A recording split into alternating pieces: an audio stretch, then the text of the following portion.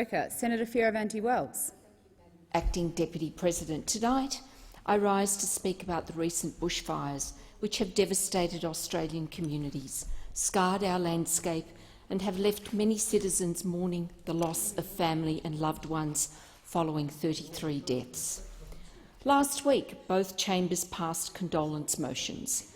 We heard graphic details about the national disaster when bushfires took their toll in terms of lost lives, property, enormous loss of wildlife and economic cost. Can I too offer my condolences to those families who have suffered and are mourning the loss of their loved ones. Given their loss, it compels me to place the following on record. Today, we live in a society characterised by extreme activism and perhaps eco-terrorism. Vocal minorities disregard the rule of law in pursuit of their objectives. They use the right to protest as a vehicle not only to break the law, but also to damage property, disrupt people's daily lives and cause maximum chaos in society. A propensity for law-breaking has sharpened our awareness to an extent that surveillance has become the new norm in our society through the proliferation of security cameras. Our police forces rely on such methods of surveillance every day in order to keep us safe and achieve prosecutions. Some might argue that increased surveillance has become pervasive. Welcome to the new world. In August 2019, the media build-up of an impending hot, dry summer appears to have set the scene for the unhinged, including those with criminal intent, to act. It defies logic that the number of bushfires in different parts of Australia took hold so quickly and apparently all at once, thereby destroying property, livelihoods, wildlife, and in worst-case scenarios, the death of 33 people. The history of our sunburnt country suggests that bushfires can start from lightning strikes, downwind spot fires from cinders in high winds, fallen power lines, careless regard by citizens, and unfortunately through arson attack. I draw your attention to an article by Dr. Paul Reid, an ecological criminologist and sustainability scientist at Monash University. His article was published in the Sydney Morning Herald on 18 November 2019 and was titled, quote, "Arson, Mischief and Recklessness. 87% of fires are man-made," unquote. The article gave an excellent synopsis of the facts with respect to bushfires in Australia.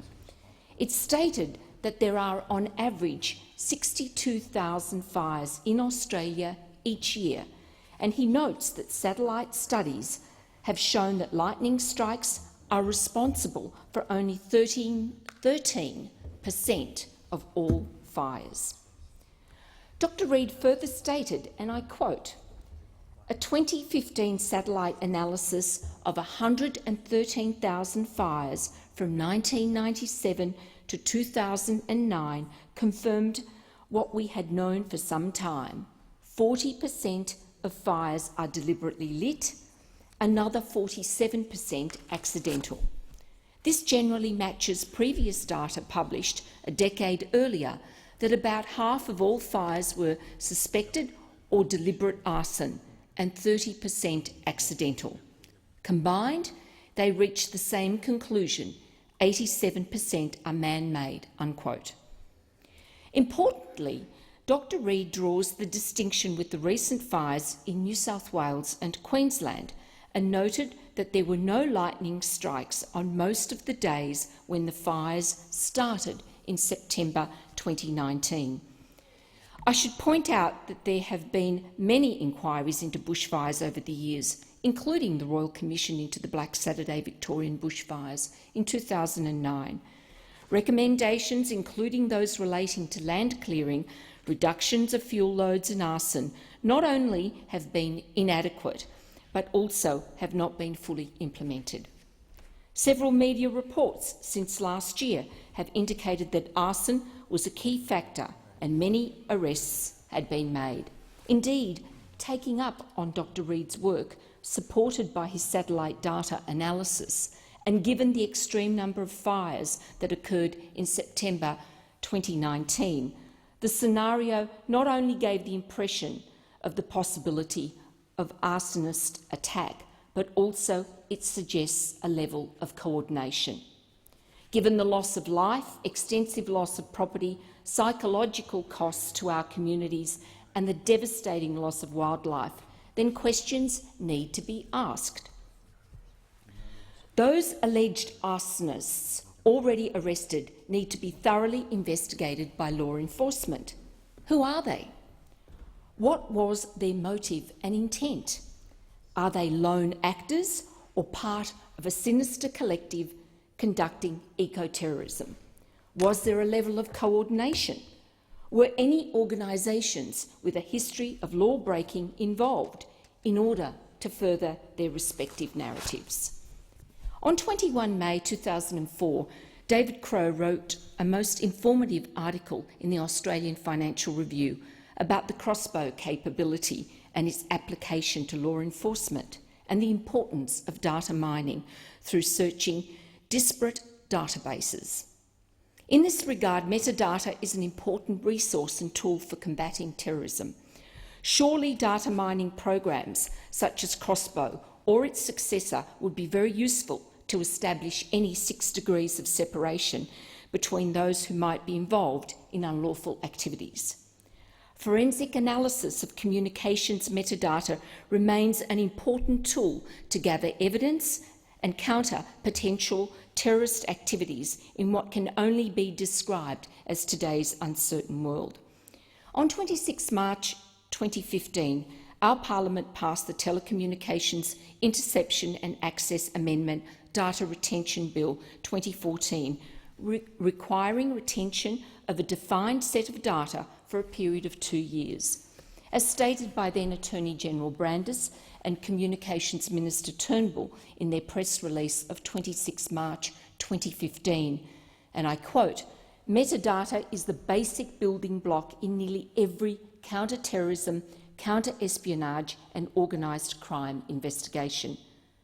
Surely this is a starting point with those already arrested.